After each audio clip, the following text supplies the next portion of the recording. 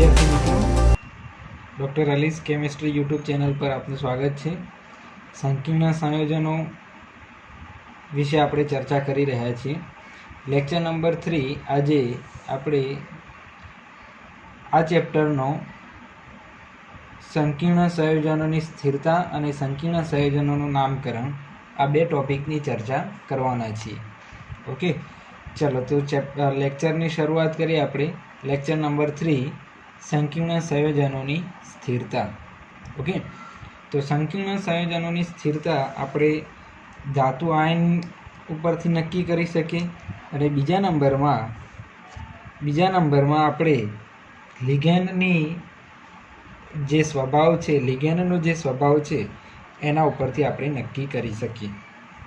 Okay, चलो तो हवे सौथी पहला आपणे जोईए मध्यस्थ धातु आयननो स्वभाव। तो संकीर्ण संयोजनों की स्थिरता आ टॉपिक में अपने मात्र कन्सेप्ट ज जोवानो छे। ओके, ए कन्सेप्ट अने एना उदाहरण ज याद राखवाना छे। तो संकीर्ण संयोजनों की स्थिरता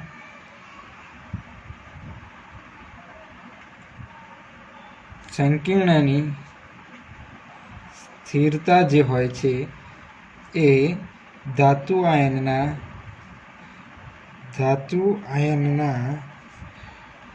ऑक्सीडेशन आंक ने समप्रमाण में होय छे। आ कन्सेप्ट आपणे याद राखवानो छे। संकीर्ण संयोजनों स्थिरता ए धातुना ऑक्सीडेशन आंक ने समप्रमाण में होय छे। उदाहरण आपणे जोईए तो हवे आपणा पासे बे संयोजनों छे।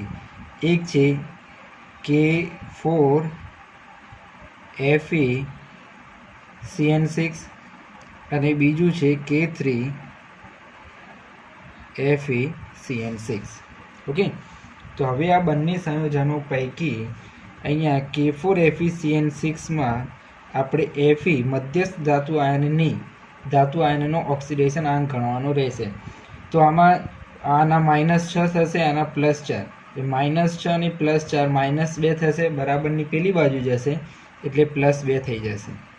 तो आमां आ Fe नो ऑक्सीडेशन आंक +2 छे, ज्यारे आमां ऑक्सीडेशन आंक Fe नो जे छे आपणे लई लईए उदाहरण नंबर 1, एक्जाम्पल नंबर 1।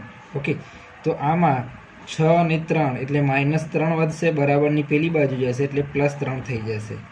ओके, तो Fe नो ऑक्सीडेशन आंक आपणे मळी गयो +3। तो संकीर्ण संयोजननी स्थिरता ए ऑक्सीडेशन आंक जेटलो वधारे हशे एटली वधु हशे, ऑक्सीडेशन आंक जेटलो ओछो एटली स्थिरता ओछी। तो आ बंने संकीर्णोमां स्वाभाविक है कि आ संकीर्णनो ऑक्सीडेशन आंक वधु छे एटले एनी स्थिरता वधारे थशे। ओके, चलो ए प्रमाणे एक्जाम्पल नंबर 2 लई लईए आपणे। एक्जाम्पल नंबर 2 में आपणे लई लईए K4PtCl6 અને K2PtCl6, K2PtCl6। हवे आ बंने संकीर्णों छे। तो आ बंने संकीर्णों में आपणे जोईए तो प्लेटिनमनो ऑक्सीडेशन आंक अहींया Cl ना -6 અને +4 એટલે -2 बराबरनी पेली बाजू जशे એટલે +2 थई जशे, ज्यारे अहींया प्लेटिनमनो ऑक्सीडेशन आंक +4 थशे। ओके, 6 -6 +2 એટલે -4 बराबरनी पेली बाजू जशे એટલે +4। तो आमां पण आपणे कही सकीए छीए कि आ संकीर्णनी स्थिरता वधारे हशे। केम के ए संकीर्णमां प्लेटिनमनो ऑक्सीडेशन आंक 4 छे। जो धातु समान छे प्लेटिनम, परंतु ऑक्सीडेशन आंक अहींया 2 थाय छे, ज्यारे अहींया 4 थाय छे। ओके, तो पहलो कन्सेप्ट आपणने मळी गयो कि धातुनो ऑक्सीडेशन आंक जेटलो वधु एटली स्थिरता वधु। बीजा नंबरनो कन्सेप्ट जे छे ए आपणे जोईशुं कि संकीर्णनी स्थिरता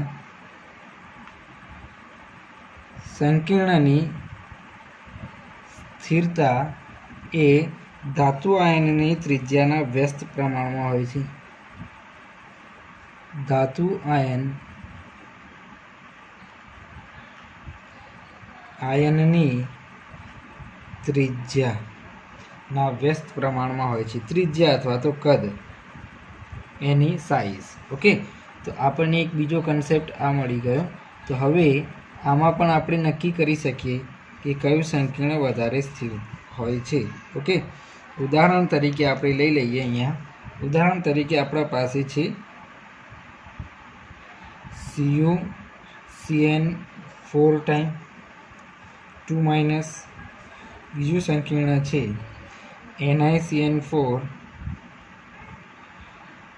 2 - ત્રીજું સંકીર્ણ આપણે લીધેલું છે કોબાલ્ટ COCN4 ટાઈમ 2 - અને FeCN4 ટાઈમ 2 - બધા જ સંકીર્ણનો સવર્ગાંક 4 છે. ઓકે, તો આની સ્થિરતા આપણે ચર્ચા કરવાની છે. તો સ્થિરતામાં આપણે જોઈ શકીએ છીએ કે કોપર, નિકલ, કોબાલ્ટ, Fe અથવા આના કરતાં ઉલટા ફેકોનિકુ. ઓકે, ફેકોનિકુ, Fe, કોબાલ્ટ, નિકલ અને કોપર. આમ જઈશું આપણે આ દિશામાં જઈશું તો જોઈ શકીએ છીએ કે ત્રિજ્યા વધે છે. ઓકે, તો ત્રિજ્યા વધશે તો સ્થિરતા ઘટે છે. માટે સૌથી વધુ સ્થિરતા CuCN4 ટાઈમની, પછી નિકલ, પછી કોબાલ્ટ અને પછી Feની. ઓકે, તો આ પ્રમાણે આપણે એની સ્થિરતા નક્કી કરી શકીએ છીએ. હવે કોપર, નિકલ, કોબાલ્ટ અને Fe બધા એક જ આવર્તમાં આવેલા છે અને આપણે જાણીએ છીએ કે આવર્તમાં Fe થી Cu તરફ જતાં ત્રિજ્યા ઘટે છે. ઓકે, અથવા Cu થી Fe તરફ જતાં ત્રિજ્યા વધે છે, એટલે સ્થિરતા ઘટે છે. ઓકે, તો આ થઈ ગયું મધ્યસ્થ ધાતુ આયનના સ્વભાવ ઉપરથી સંકીર્ણની સ્થિરતા. હવે બીજા નંબરમાં આપણે લઈ લઈએ. બીજા નંબરમાં લઈશું લિગેન્ડનો સ્વભાવ.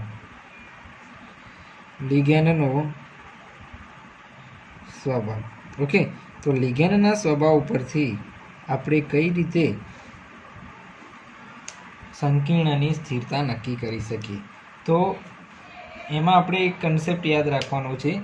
એના પહેલાં આપણે ચર્ચા કરવાની છે કે લિગેન્ડની પ્રબળતા.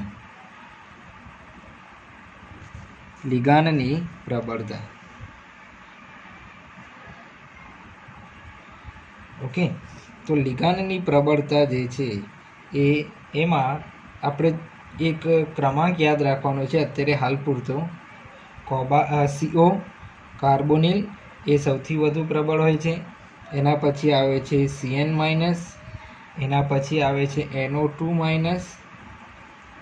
ઓકે, એના પછી આવે છે NH3 અને એના પછી લગભગ નિર્બળ લિગાન્ડ ચાલુ થાય છે H2O,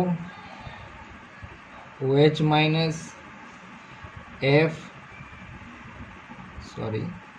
Cl, Br અને I-. ઓકે, આ છે લિગેન્ડની પ્રબળતા. ઓકે, હવે કન્સેપ્ટ આપણો શું છે, આ થોડું આપણે ક્રમાંક યાદ રાખવાનો છે અત્યારે હાલ પૂરતો. પછી આપણને ખબર પડશે કે કેમ એ વધુ પ્રબળ હોય છે ને નિર્બળ હોય છે, એ આપણને પછી ખબર પડશે. ઓકે, સામાન્ય રીતે કોબાલ્ટથી NH3 સુધીના જે છે એ પ્રબળ હોય છે અને આ H2Oથી આ બાજુના જે લગભગ હોય છે બધા નિર્બળ હોય છે. ઓકે, ચાલો તો હવે લિગેન્ડના સ્વભાવ ઉપરથી આપણે જોઈએ તો સંકીર્ણની સ્થિરતા જે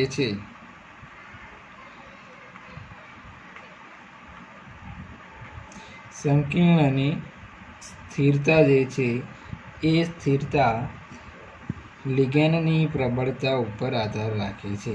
લિગેન્ડની પ્રબળતાથી સમપ્રમાણમાં હોય છે. એટલે લિગેન્ડની પ્રબળતા જેટલી વધારે સંકીર્ણની સ્થિરતા એટલી જ વધારે. ઓકે, તો વિદ્યાર્થી મિત્રો ત્રીજો કન્સેપ્ટ આપણને મળી ગયો છે. ઉદાહરણ લઈ લઈએ આપણે, કેમ કે સ્પષ્ટતા તો ઉદાહરણથી જ થશે. તો ઉદાહરણ તરીકે આપણે લઈએ છીએ NiCN4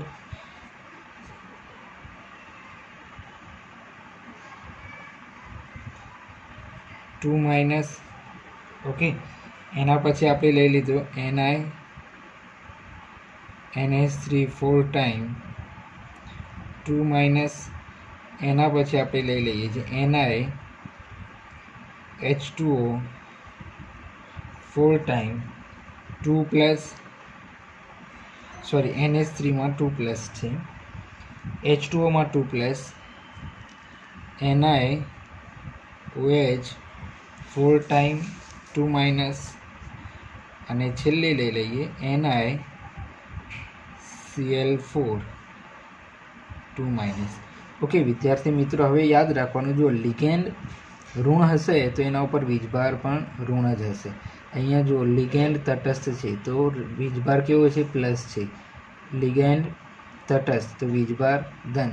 ઓકે, લિગેન્ડ ઋણ તો વીજભાર ઋણ, લિગેન્ડ ઋણ તો વીજભાર ઋણ. ઓકે, તો હવે આપણે જોઈએ એની સ્થિરતા.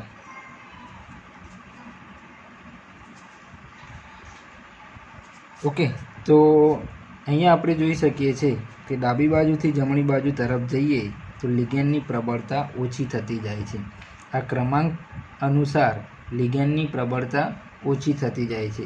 તો CN અહીંયા છે, પછી NH3 એનાથી ઓછો પ્રબળ છે, પછી H2O નિર્બળ છે, OH એનાથી નિર્બળ છે અને Cl એનાથી પણ નિર્બળ છે. એટલે આની સ્થિરતા લિગેન્ડની પ્રબળતા અનુસાર આ પ્રમાણે થઈ જશે. ઓકે, અહીંયા આપણે જોઈ શકીએ છીએ કે ધાતુ બદલાતી નથી, ધાતુ આયન બદલાતો નથી, અથવા તો ધાતુ આયનનો વીજભાર પણ બદલાતો નથી, માત્ર ને માત્ર લિગાન્ડ જ બદલાય છે. જો આમાં પણ Ni+2 છે, ઓક્સિડેશન આંક બધામાં નિકલનો ઓક્સિડેશન આંક +2 છે.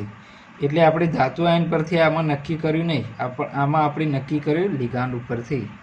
ઓકે, તો આ પ્રમાણે આપણે નક્કી કરી શકીએ છીએ. ચલો હવે થોડા આગળ વધીએ. તો એના પછી છે કે જ્યારે લિગાન્ડ બહુદંતીય લિગાન્ડ, આપણે આને A આપી દઈએ અને B નંબરમાં આપણે જોઈએ જ્યારે બહુદંતીય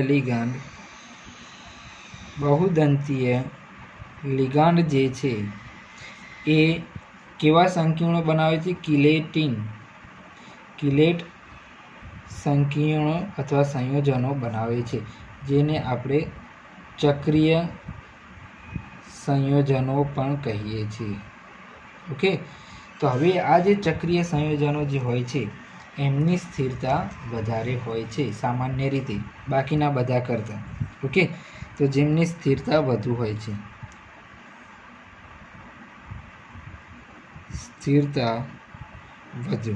ઓકે, આપણે એક ઉદાહરણ લઈ લઈએ. દાખલા તરીકે આપણા પાસે છે NiNH3 4 ટાઈમ 2 પ્લસ અને બીજું સંકીર્ણ છે NiEN ટ્વાઇસ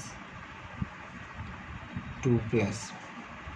ઓકે, EN એટલે ઇથિલિન ડાયામાઇન, આપણને ખબર છે, જેનું સૂત્ર આ રીતે છે CH2NH2 CH2NH2. ઓકે, બહુદંતીય છે, દ્વિદંતીય છે, એટલે એ ચક્રીય સંયોજન બનાવે, એટલે આ કિલેટ સંયોજન બનાવશે. જ્યારે આ કિલેટ સંયોજન નથી, માટે આની સ્થિરતા વધારે રહેશે. ઓકે, સ્થિરતાનો જે ક્રમાંક છે એ ક્રમાંકમાં આપણે જોઈ શકીએ છીએ કે જેમાં કિલેટ સંયોજન બનશે, ચક્રીય સંયોજન બનશે, એની સ્થિરતા વધારે રહેશે. ઓકે, અને એક હવે છેલ્લે આપણે જોઈ લઈએ કે સ્થિરતા અચળાંકનું મૂલ્ય જેટલું વધુ, સ્થિરતા અચળાંક કે વધુ તો સ્થિરતા વધુ. ઓકે, હવે સ્થિરતા અચળાંક છે શું? તો આપણે લઈ લઈએ Cu+2, એક પ્રક્રિયા લીધી, Cu+2 4NH3 રિવર્સિબલ પ્રક્રિયા આપણને આપે છે અને એક સંકીર્ણ બને છે CuNH3 4 ટાઈમ 2 પ્લસ. આ સંકીર્ણ બની ગયું.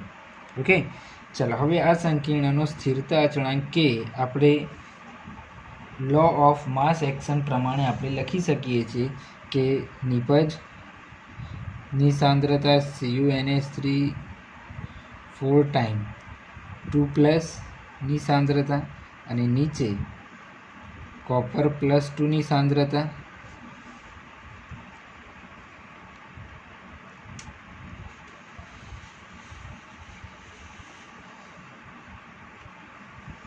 कॉपर +2 ની सांद्रता અને NH3 ની 4 घात થશે ओके કેમ કે 4 NH3 છે એટલા માટે ओके तो आ प्रमाणे આપણે स्थिरता अचळांक k લખી શકીએ છીએ k નું મૂલ્ય જેટલું વધારે એટલે स्थिरता વધારે तो આપણે એક ઉદાહરણ લઈ લઈએ ઉદાહરણ તરીકે આપણે એક CuNH3 ફૂલ ટાઈમ 2+ સંકીર્ણ માટે આપણે k આપેલો છે આપણને 4.5 × 10⁻11 ઓકે જ્યારે બીજું સંકીર્ણ જે છે એ બીજું સંકીર્ણ છે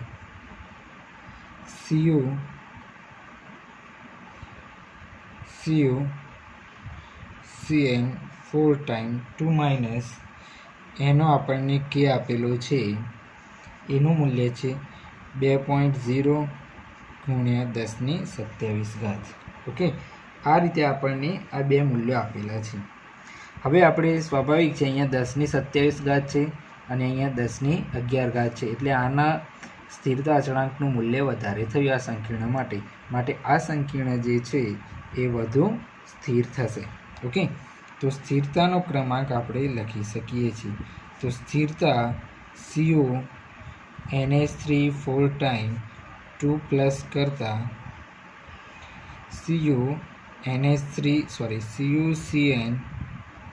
CuCN ફૂલ ટાઈમ 2- ની સ્થિરતા વધુ અથવા લિગેન્ડની પ્રબળતા પણ આના ઉપરથી નક્કી કરી શકીએ તો લિગેન્ડની પ્રબળતા આપણે જોઈ શકીએ છીએ કે જેનો કેનું મૂલ્ય વધારે એમાં એ લિગેન્ડની પ્રબળતા પણ વધુ ઓકે તો અહીંયા આપણે કહી શકીએ છીએ કે NH3 કરતાં CN- ની પ્રબળતા વધુ ઓકે તો આ રીતે આપણે નક્કી કરી શકીએ છીએ એની પ્રબળતા અને એની સ્થિરતા ઓકે તો આટલા કન્સેપ્ટ આપણે આમાં જોવાના હતા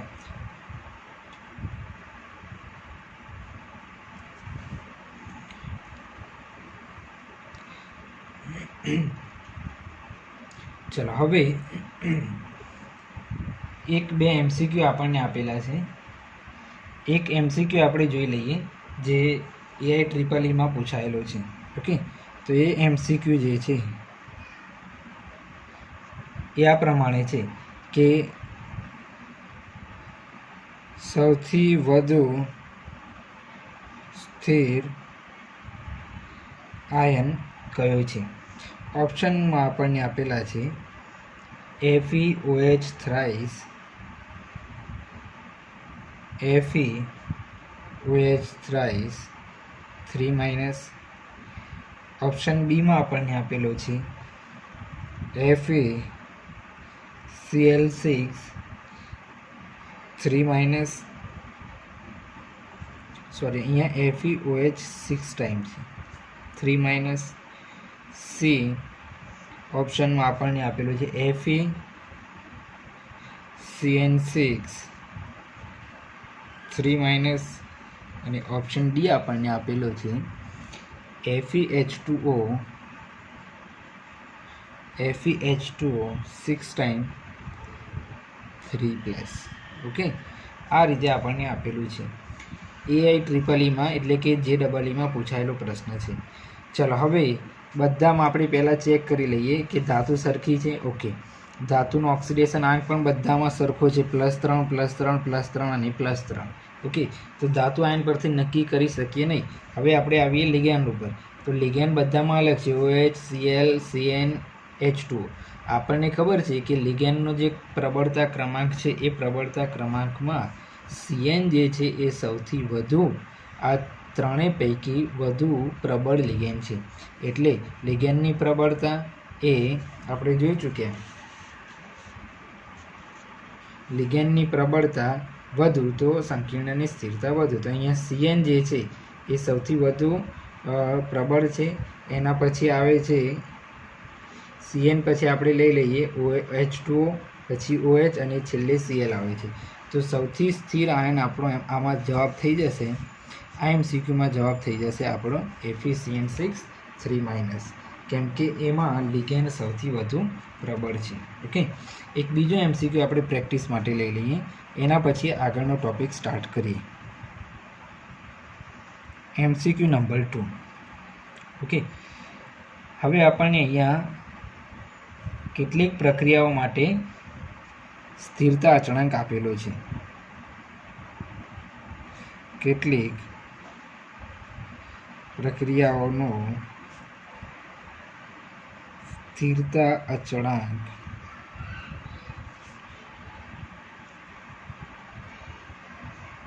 નીચે મુજબ છે. તો તેમાં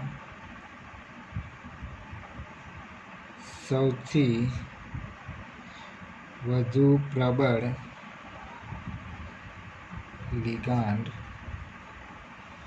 કયું છે? ઓકે, ઓપ્શન આપણને આ રીતે આપેલા છે. ઓપ્શન એ આપણને આપેલો છે, ઓપ્શન એમાં આપણને આપેલું છે પ્રક્રિયા છે Cu+2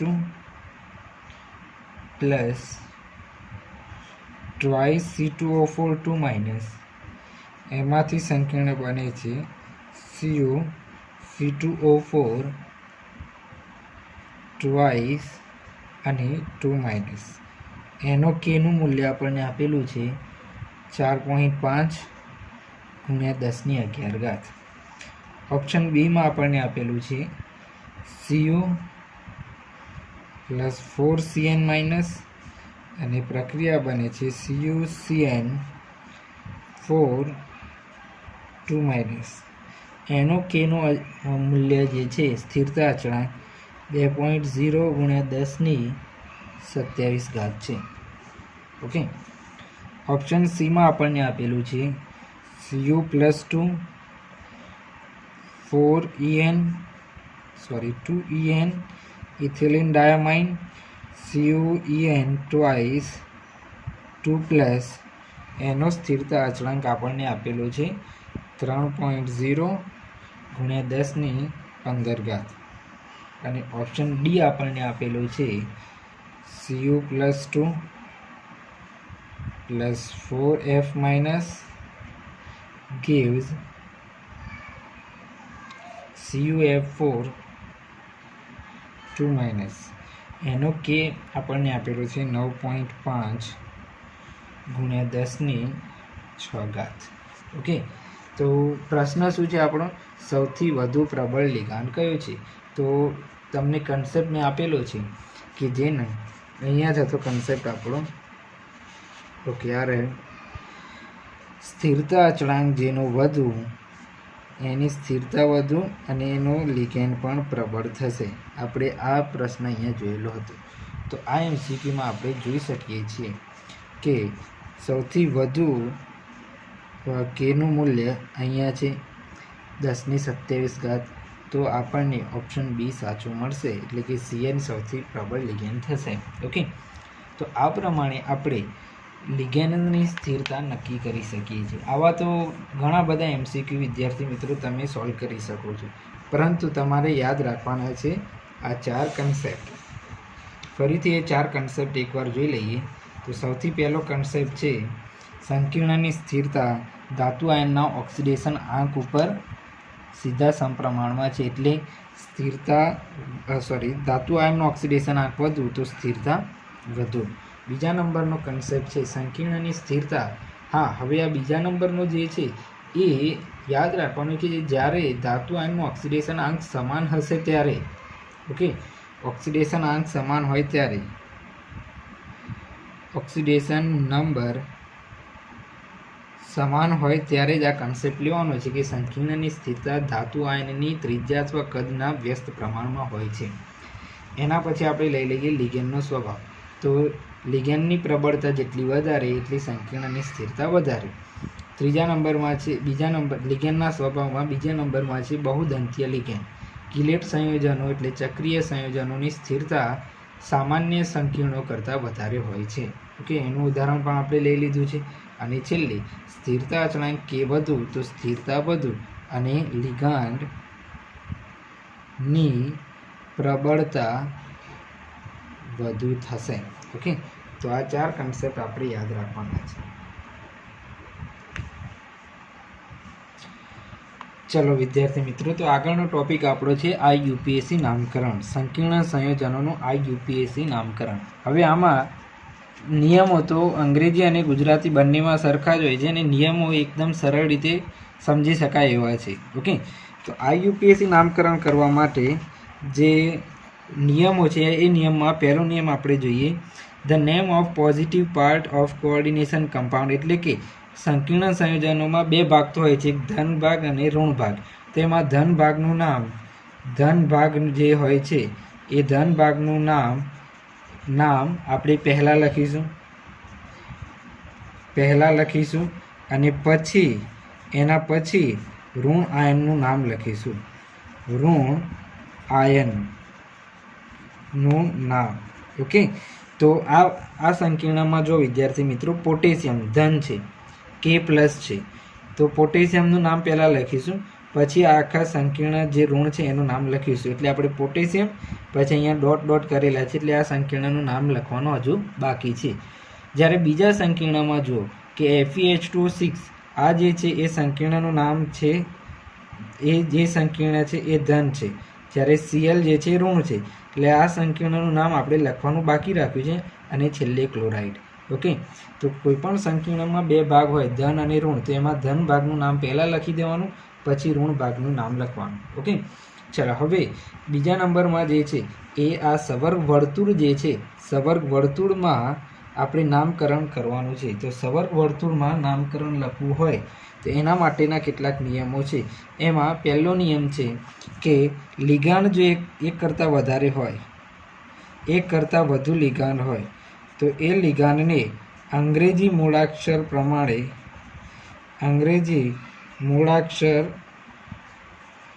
પ્રમાણે લખવામાં આવે છે.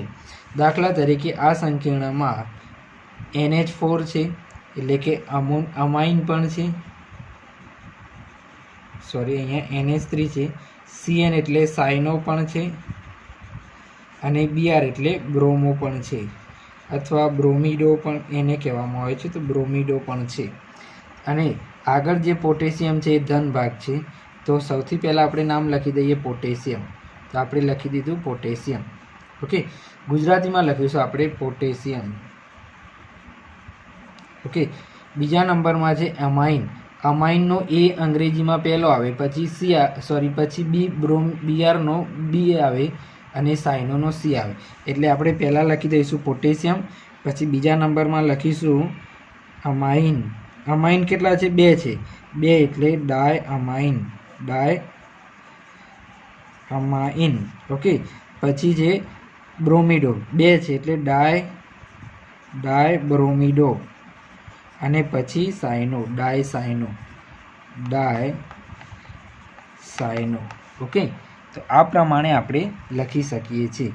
ઓકે, હવે એના પછીનો એટલે ટૂંકમાં આપણે અંગ્રેજી મૂળાક્ષર પ્રમાણે લિગાન્ડના નામ લખી દેવાના છે. હવે લિગાન્ડના નામ જે છે એમાં જો ઋણ લિગાન્ડ હશે, ઋણ લિગાન્ડ હોય, કેવો લિગાન્ડ? ઋણ લિગાન્ડ. એ તો આપણને જોઈને ખબર પડી જશે. તો એના પાછળ પ્રત્યય લાગે છે, પ્રત્યય O લાગે છે. કેવો પ્રત્યય? O પ્રત્યય. દાખલા તરીકે Cl- છે તો ક્લોરિડો, ક્લોરો અથવા ક્લોરિડો. Br- છે તો બ્રોમો અથવા બ્રોમિડો. ઓકે, પછી આપણે આગળ જોઈએ. જો આપણને લિસ્ટ આપી દીધું છે એટલે આપણે આમાંથી લખી શકીએ છીએ. પછી Cn છે તો સાયનો, ઓક્સિજન છે તો ઓક્સો. બધાના પાછળ ઋણ હશે, બધાની પાછળ O પ્રત્યય લાગશે. OH- છે એટલે હાઇડ્રોક્સો, H- છે હાઇડ્રાઇડો, CO3 છે કાર્બોનેટો, C2O4 છે ઓક્ઝેલેટો. Okay, SO4 સલ્ફેટો, નાઇટ્રેટો, થાયોસાયનેટો, સાયનેટો. N3 છે એઝિડો. ઓકે, અહીંયા N ઉપર 3 છે નાઇટ્રાઇડો. પછી જે O2 પેરોક્સો, O2H- પર હાઇડ્રોક્સો, S- 2 સલ્ફીડો, એમિડો, ઇમિડો, સલ્ફાઇટો, એસિટેટો, CH3COO- એસિટેટો, NO2- નાઇટ્રાઇટો N, ONO- નાઇટ્રાઇટો O, થાયોસાયનેટો, આઇસોથાયોસાયનેટો અને ક્લોરેટો. આ પ્રમાણે જેટલા બધા ઋણ લિગેન્ડ છે એ બધા ઋણ લિગેન્ડની પાછળ કયો પ્રત્યય લાગે છે? O પ્રત્યય લાગે છે. આપણે આટલું યાદ રાખવાનું છે. ચલો હવે સવર્ગ વર્તુળમાં ત્રીજા નંબરનો નિયમ જે છે એ ત્રીજા નંબરનો નિયમ આપણે જોઈએ. તો ત્રીજા નંબરનો નિયમ આપણને કહે છે કે લિગાન્ડ જો તટસ્થ હોય તો એનું નામ એમના એમ જ લખવામાં આવે છે. જો લિગાન્ડ તટસ્થ હોય તો નામ એમનું એમ લખવામાં આવે છે. ઓકે, જેમ કે C5H5N તો પિરિડિન, તો એનું નામ પિરિડિન છે, એના પાછળ ઓ પ્રત્યય લાગતો નથી, પિરિડિનો એવું થતું નથી. ઓકે, CO છે તો કાર્બોનિલ કહેવામાં આવે છે, તો કાર્બોનિલ. એના પછી NO છે તો નાઇટ્રોસિલ, H2O છે તો એક્વા. હવે H2O ને આપણે અહીંયા હાઇડ્રોજન ઓક્સાઇડ નથી લખતા કે વોટર નથી લખતા, એને લખીએ છીએ આપણે એક્વા. NH3 ને લખીએ છીએ અમાઇન, AMMINE, અથવા આપણે ગુજરાતીમાં અમાઇન લખીશું, અથવા એક્વાને એક્વા લખીશું, અહીંયા એમાઇનને અમાઇન લખીશું. Okay, નાઇટ્રોસિલ carbonyl. એ જ પ્રમાણે અહીંયા C6H5 3P છે તો ટ્રાયફિનાઇલ ફોસ્ફિન એને લખીશું. તો બીજું છે CH3NH2 તો મિથેનેમાઇન, એનું આ UPSC નામકરણ. પછી NH2 CH2 CH2 NH2 ethylene ડાયામાઇન આપણે એને લખીશું. ઓકે, જેને ટૂંકમાં આપણે EN લખીએ છીએ. Okay, ethylene diamine. તો આ પ્રમાણે તટસ્થ લિગાન્ડ હશે તો એનું નામ એમના એમ જ લખવામાં આવશે. જ્યારે ઋણ લિગાન્ડ હશે આ બધા તો એના પાછળ O પ્રત્યય લાગશે. ઓકે, અને એના ઉપરનો નિયમ આપણે જોયો કે લિગાન્ડ એક કરતાં વધારે હોય તો અંગ્રેજી મૂળાક્ષર પ્રમાણે નામ લખવાનું રહેશે. ઓકે, ચલો એના પછી આપણે ચોથા નંબરનો નિયમ જોઈએ, લિગાન્ડનો સવર્ગ વર્તુળમાં નામકરણ. એમાં અચ્છા, એના પહેલાં આપણે એક વસ્તુ જોઈ લઈએ કે જો ઋણ લિગાન્ડ હશે તો O પ્રત્યય લાગે છે. ઓકે, ઋણ લિગાન્ડ હોય તો પ્રત્યય કયો લાગે છે? O. ધન લિગાન્ડ હશે તો પ્રત્યય લાગે છે EM. ઓકે, જો લિગાન્ડ ધન હશે તો એના પાછળ EM પ્રત્યય લાગે છે, EM. ઓકે, દાખલા તરીકે NO2+ તો નાઇટ્રોનિયમ,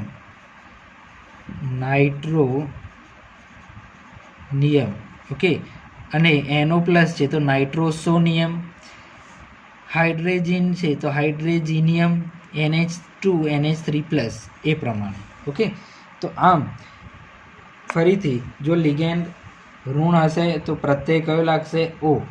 જો લિગેન્ડ તટસ્થ હશે તો એમના એમ, અને જો લિગેન્ડ ધન હશે તો EM પ્રત્યય લાગશે. ઓકે, ચલો એના પછી આગળનું જે છે એ જોઈએ. તો લિગાન્ડ જો એક હોય તો આપણે સીધું જ નામ લખીશું. પણ જો લિગાન્ડની સંખ્યા 2 હોય તો એના માટે ડાય. જો લિગાન્ડ 3 હોય તો ટ્રાય. ઓકે, લિગાન્ડ 4 હોય તો ટેટ્રા, લિગાન્ડ 5 હોય તો પેન્ટા, અને લિગાન્ડ 6 હોય તો આપણે શું લખીશું? હેક્ઝા. ઓકે, હેક્ઝા લખીશું. તો આમ એ પ્રમાણે આપણે લિગાન્ડ લખીશું, લિગાન્ડની સંખ્યા પ્રમાણે. 2 હશે તો ડાય, 3 હશે તો ટ્રાય, 4 હશે તો ટેટ્રા, 5 હશે તો પેન્ટા, 6 હશે તો હેક્ઝા. તો ડાયક્લોરિડો, ડાયસાઇનો, ટ્રાયમાઇન, ટેટ્રાઓક્સો, પેન્ટાહાઇડ્રોક્સો વગેરે નામ લખી શકીએ છીએ આપણે. ઓકે, આ બધા કયા લિગાન્ડ માટે? સામાન્ય લિગાન્ડ માટે, સામાન્ય લિગાન્ડ. પરંતુ જો લિગાન્ડ કાર્બનિક હોય, કેવો હોય? કાર્બનિક, એટલે કે ઇથિલિન ડાયામાઇન હોય અથવા ટ્રાયફિનાઇલ ફોસ્ફિન હોય, એવા બધા હોય તો એનામાં 2 માટે 20, 3 માટે 30, ઓકે, 4 માટે ટેટ્રાકેસ, 5 માટે પેન્ટાકીસ. ઓકે, આ રીતે લખવામાં આવે છે. ફરીથી 2 હોય તો 20, 3 હોય તો 30, 4 હોય તો ટેટ્રાકીસ, 5 હોય તો પેન્ટાકીસ લખવામાં આવે છે. અહીંયા આપણે ઉદાહરણ લીધું છે NiCl2PPH3 thrice twice. ઓકે, તો પહેલાં લિગાન્ડનું નામ લખીએ આપણે તો ક્લોરો છે અને બાકીનો આ છે તો 2 ક્લોરો છે એટલે ડાયક્લોરો. ઓકે, પછી આ ફિનાઇલવાળું જે છે એ કાર્બનિક છે એટલે એના માટે લખી દઈશું 2 છે એટલે 20 ટ્રાયફિનાઇલ ફોસ્ફિન એનું નામ છે. તટસ્થ છે એટલે કોઈ ઓ પ્રત્યય લાગશે નહીં. અને પછી નામ નિકલનું આવી જશે, ધાતુ આયનનું. એ ધાતુ આયનનું નામ આપણે પછી જોઈએ છીએ. ઓકે, બીજા નંબરનું જે છે એમાં ઇથિલિન ડાયમાઇન છે, CN છે. ઓકે, તો સૌથી પહેલાં સાયનો આવશે, સાયનોનો C, ઇથિલિન ડાયમાઇનનો E આવશે એટલે C પહેલાં લખાય છે. 2 છે એટલે ડાયસાયનો, અને EN જે છે એ 2 છે એટલે 20.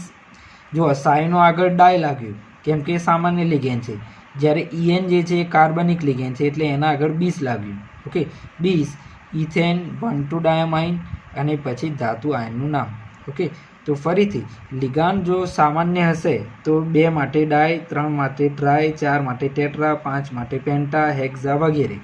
અને જો લિગાન્ડ કાર્બનિક હશે તો 2 માટે 20, 3 માટે 30, 4 માટે ટેટ્રાકીસ, 5 માટે પેન્ટાકીસ. એ રીતે લખી શકાય છે.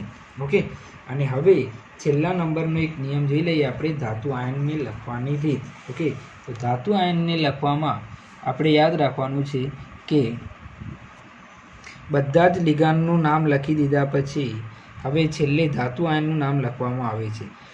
તો આપણે શરૂઆતમાં જોયું તો ધન આયનનું નામ લખ્યું, ધન આયન પછી લિગાન્ડનું નામ લખ્યું, લિગાન્ડના નામ પછી ધાતુ આયનનું નામ લખવાનું છે અને ધાતુ આયન પછી એના કાઉન્ટ્સમાં એનો ઓક્સિડેશન આંક. ઓકે, તો કોઈ પણ નામ લખીએ તો એ નામકરણની જો આપણે ફ્રેમ બનાવીએ તો સૌથી પહેલાં આપણે બની જશે ધન આયનનું નામ. ઓકે, બીજા નંબરમાં લિગાન્ડનું નામ અંગ્રેજી મૂળાક્ષર પ્રમાણે. ત્રીજા નંબરમાં ધાતુ આયનનું નામ અને ચોથા નંબરમાં આવી જશે ઓક્સિડેશન આંક રોમન અંકમાં. ઓકે, કૌંસમાં લખવાનો છે આ રીતે. તો આમ કોઈ પણ સંકીર્ણનું નામ લખવું હોય તો આ રીતે આપણે લખી શકીએ. આ એનું ફ્રેમ કહેવાય, આપણે એટલું યાદ રાખવાનું છે. અચ્છા, છેલ્લે ચાલો ત્રીજા નંબરનો આપણે ચર્ચા કરવાની હતી કે લિગાન્ડનું નામ લખ્યા પછી હવે આમાં 2 ભાગ છે કે જો સંકીર્ણ તટસ્થ અથવા ધન હોય. ઓકે, તો ધાતુનું નામ એ એમના એમ લખવામાં આવે છે. ઓકે, દાખલા તરીકે જો CuNH3 4 times Cl2, અહીંયા Cl ઋણ છે ને આ સંકીર્ણ તટસ્થ અથવા ધન હોવું એટલે સંકીર્ણ ઉપર ધન વીજભાર હોવો અથવા એ તટસ્થ હોવું. તો જો આમાં NH3 જે છે એ 4 વખતે છે એટલે ટેટ્રા અમાઇન, અથવા આપણે ગુજરાતીમાં લખીએ તો ટેટ્રા એમાઇન. ઓકે, એના પછી કોપરનું નામ આવી જશે તો કોપર, અને એ કોપરની બાજુમાં જ તરત જ અડીને એનો ઓક્સિડેશન આંક રોમન અંકમાં લખવાનો છે. ઓકે, રોમન અંકમાં. તો કોપરનો ઓક્સિડેશન આંક સંકીર્ણમાં 2 થાય છે એટલે આપણે અહીંયા લખી દીધો 2, અને એના પછી આ બહાર રહેલો ક્લોરાઇડ. ઓકે, તો વિદ્યાર્થી મિત્રો અહીંયા એક વસ્તુ ધ્યાન રાખવા જેવી એ છે કે જો બહાર જે Cl છે એનું નામ આપણે ક્લોરાઇડ જ રાખ્યું. જો Cl અંદર હોત તો એનું નામ ક્લોરીડો હોત. ઓકે, જો Cl લિગાન્ડ તરીકે હોત અંદર તો એનું નામ ક્લોરીડો હોત, જ્યારે Cl બહાર છે તો એ સામાન્ય આયન તરીકે જ લખાશે ક્લોરાઇડ. ઓકે, ચલો એના પછી બીજા નંબરમાં જે છે સંકીર્ણ, એ સંકીર્ણ આપણે જોવાનું છે કે જો સંકીર્ણ ઋણ હશે તો ધાતુ આયન પાછળ એટ પ્રત્યય લાગશે. કયો પ્રત્યય લાગશે? એટ. ઓકે, તો Fe+2 હશે તો ફેરેટ થઈ જશે. પછી Cr હશે તો ક્રોમેટ થઈ જશે. Mn હશે તો મેંગેનેટ થઈ જશે. નિકલ હશે તો નિકલેટ થઈ જશે. પછી Ag+ હશે તો આર્જેન્ટેટ થઈ જશે. Au+3 હશે તો ઓરેટ થઈ જશે. Mo+6 હશે તો મોલિબ્ડેટ થઈ જશે. તો આ પ્રમાણે આપણે નામકરણ લખી શકીએ છીએ. ઓકે, ચલો તો હવે કેટલાક ઉદાહરણો મેં તમને આપેલા છે. ભલે અહીંયા અંગ્રેજીમાં લખેલું છે, આપણે આને આ એક્ઝેક્ટલી ગુજરાતીમાં પણ લખી શકીએ છીએ. ઓકે, હવે પોટેશિયમ K+, પહેલાં ધન આયનનું નામ લખી દઈએ તો પોટેશિયમ લખી દીધું.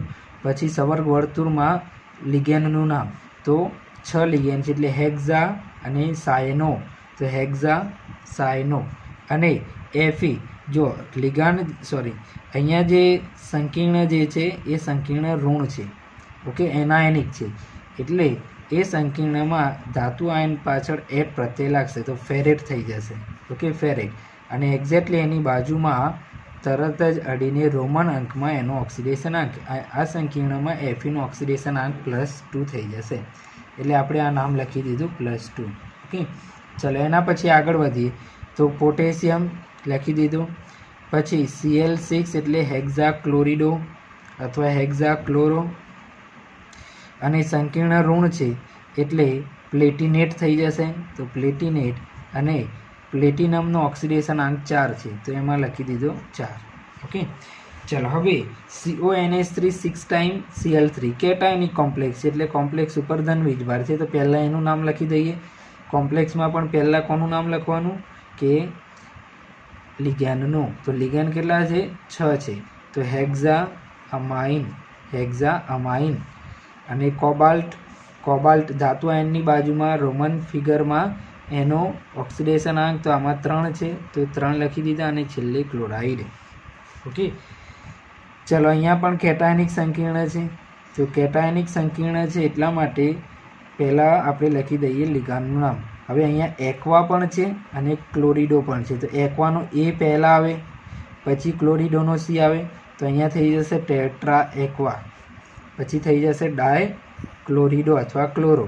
અને પછી ક્રોમિયમ 3 ઓક્સિડેશન અંક 3 છે એટલે. અને છેલ્લે ક્લોરાઇડ. ચલો અહીંયા હવે સંકીર્ણ ઉપર કોઈ વીજભાર નથી, કશું જ નથી તો તટસ્થ છે. કેવું છે? તટસ્થ. તો પ્લેટિનમના પાછળ એટ પ્રત્યય લાગશે નહીં. તો એટ પ્રત્યય નહીં લાગે તો શરૂઆત કરી દઈએ આપણે લિગાન્ડથી. અમાઇન છે ને ક્લોરિડો છે અથવા ક્લોરો છે તો અમાઇન કેટલા છે? 2 છે તો ડાય અમાઇન. અને ટેટ્રાક્લોરો, પ્લેટિનમ એમના એમ અને ઓક્સિડેશન અંક 4 છે તો લખી દીધો. ઓકે, ચલો એના પછી અહીંયા પણ એવું છે ટ્રાય અમાઇન, ટ્રાયક્લોરિડો અને કોબાલ્ટ 3. ઓકે, ચલો અહીંયા પણ છે પોટેશિયમ પહેલાં લખી દીધું તો પોટેશિયમ લખી દીધું. પછી હેક્ઝા નાઇટ્રો લખી દીધો 6 છે એટલા માટે. અને કોબાલ્ટ. ઓકે, તો આ પ્રમાણે લખી દીધું. અહીંયા જુઓ નાઇટ્રોસિલ છે અને CN છે. અને અહીંયા સોડિયમ, તો સોડિયમનું નામ પહેલાં આપણે લખી દીધું, ધન છે એટલા માટે. પછી પેન્ટાસાઇનો અને નાઇટ્રોસિલ, સાઇનોનો C, નાઇટ્રોનો N, તો પેન્ટાસાઇનો અને આ નાઇટ્રોસિલ. અને હવે જુઓ આ ધન છે Na+, તો આ માઇનસ થશે એટલે Fe પાછળ એટ પ્રત્યય લાગશે તો ફેરેટ. અને ફેરેટ પછી આવી જશે 3.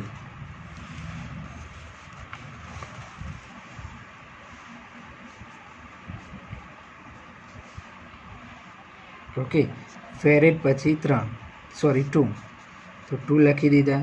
પછી ટેટ્રા ક્લોરો નિકલેટ 2 એ તો ખૂબ સરળ છે, આ પણ સરળ છે. અચ્છા, ચલો હવે આ ઉદાહરણ લઈએ આપણે તો FeEN3Cl3. ઓકે,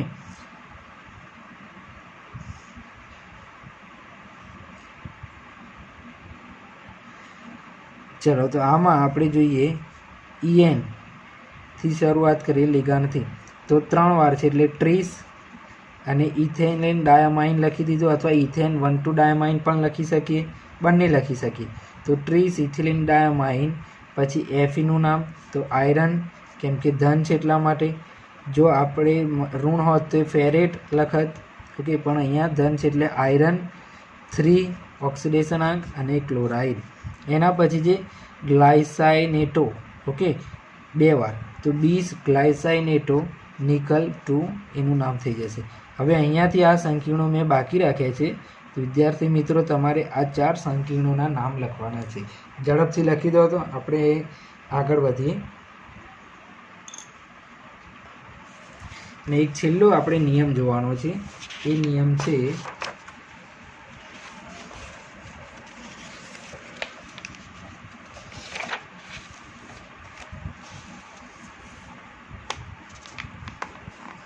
ચલો છેલ્લો નિયમ આપણે જોઈ લઈએ. આ લાસ્ટ છે કે કોઈપણ સંકીર્ણમાં જ્યારે એક કરતાં વધુ ધાતુ આયન હોય છે ત્યારે અચ્છા વિદ્યાર્થી મિત્રો, હવે એકવારની ક્લેરિફિકેશન કરી લો કે ક્યારે એક્ઝામમાં પ્રશ્ન નહીં પૂછાય કે IUPAC નિયમો લખો, પરંતુ સંકીર્ણનું નામકરણ જ સીધું પૂછાશે. એટલે તમારા મનમાં એમ હશે કે નિયમો તો આપણે લખ્યા જ નથી, પરંતુ નિયમો પૂછાતા પણ નથી. આપણને નિયમો ઉપરથી એનું નામકરણ આવડવું જોઈએ. ઓકે, ચલો તો હવે તો જે સંકીર્ણમાં એક કરતાં વધુ હોય છે, 2 કે 2 થી વધુ ધાતુ આયન હોય તો એવા સંકીર્ણોમાં જે લિગાન્ડ 2 ધાતુને જોડે એવા લિગાન્ડને શું કહેવામાં આવે છે? સેતુ લિગાન્ડ અથવા પુલીય લિગાન્ડ કહેવામાં આવે છે. ઓકે, ફરીથી 2 કે તેથી વધુ ધાતુ આયન હોય એવા સંકીર્ણોમાં જે લિગાન્ડ 2 ધાતુ આયનોને જોડે છે, આ જે લિગાન્ડ છે એ આ 2 ધાતુ આયનને જોડે છે, આ લિગાન્ડ પણ આ 2 ધાતુ આયનને જોડે છે, તો એવા લિગાન્ડને શું કહેવામાં આવે છે? પુલીય અથવા સેતુ લિગાન્ડ. તો આ થઈ જશે સેતુ લિગાન્ડ, આ પણ સેતુ લિગાન્ડ થઈ જશે. હવે આ સેતુ લિગાન્ડને મ્યુ વડે દર્શાવવામાં આવે છે. ઓકે, બાકીનો બધા નિયમો એમના એમ જ. ઓકે, ચલો હવે આપણે અહીંયા લઈ લઈએ. તો આ સંકીર્ણનું નામ લખવું છે, તો સંકીર્ણમાં જો આ બાજુથી શરૂઆત કરીએ તો ટેટ્રા એક્વા, 4 વખત પાણી છે એટલે ટેટ્રા એક્વા. તો આપણે અહીંયા લખી દીધું ટેટ્રા એક્વા. Okay, iron. હવે આ સંકીર્ણમાં કુલ ઓક્સિડેશન આંક આપણે ગણી લેવાનો. તો આનો થઈ જશે -1, આનો પણ -1 અને આનો થઈ જશે -4. ઓકે, તો બધાનો સંકીર્ણનો કુલ થઈ ગયો +6, બરાબરની પેલી બાજુ જશે. તો આ +6 માંથી બંને ધાતુ આયનને અડધા આપી દેવાના. તો આને +3 અને આને +3. ઓકે, તો ટેટ્રા એક્વા આયરન 3. હવે મ્યુ, આ જે છે એ સેતુ લિગાન્ડ છે, તો મ્યુ હાઇડ્રોક્સો, અને આ નાઇટ્રો, મ્યુ નાઇટ્રો N વડે જોડાયેલો છે એટલે નાઇટ્રાઇટો N. ઓકે, પછી ફરીથી અહીંયા આવી જઈએ તો ટેટ્રા એક્વા, 4 વખત એક્વા છે એટલે ટેટ્રા એક્વા, અને Fe આયરન 3, અને છેલ્લે 12 સલ્ફેટ છે એટલે સલ્ફેટ. ઓકે, ચાલો એ જ પ્રમાણે બીજું નામ લખી દઈએ. અહીંયા En છે તો En આગળ 20 લાગશે, તો 20 ઇથેન 1,2 ડાયામાઇન એટલું લખી દીધું. હવે કુલ વીજભાર ગણી લઈએ. જો OH માઇનસ હોય એટલે એનો -1, NH2 માઇનસ હોય, NH3 ઋણ ના હોય, NH3 તટસ્થ પણ NH2 -1 હોય, અને આ SO4 નો -4. એટલે આ બધા બરાબરની પેલી બાજુ જશે તો +6 થશે. એટલે આ કોબાલ્ટનો પણ 3, આ કોબાલ્ટનો પણ +3, અને આ બંને સેતુ છે એટલે બંને આગળ શું આવશે? મ્યુ આવશે. ચાલો અહીંયાથી શરૂઆત કરીએ તો 20 ઇથેન 1,2 ડાયામાઇન અથવા ઇથિલિન ડાયામાઇન, કોબાલ્ટ 3, પછી મ્યુ એમિડો. અચ્છા, હવે આ હાઇડ્રોક્સો છે અને આ એમિડો છે, તો એ પહેલાં આવે તો મ્યુ એમિડો, અને એના પછી આવે મ્યુ હાઇડ્રોક્સો, પછી આવે 20 ઇથેન 1,2 ડાયામાઇન પાછો આ, અને કોબાલ્ટ 3 સલ્ફેટ. ઓકે, તો આ પ્રમાણે આપણે નામ લખી શકીએ છીએ. હવે હું અહીંયા કેટલાક સંકીર્ણોના ઉદાહરણો આપું છું, એના તમારે નામકરણ કરવાના છે, અને કેટલાક નામ આપું છું તો એના તમારે ફોર્મ્યુલા એટલે કે સ્ટ્રક્ચર બનાવવાના છે. ઓકે, બંધારણ લખવાના છે.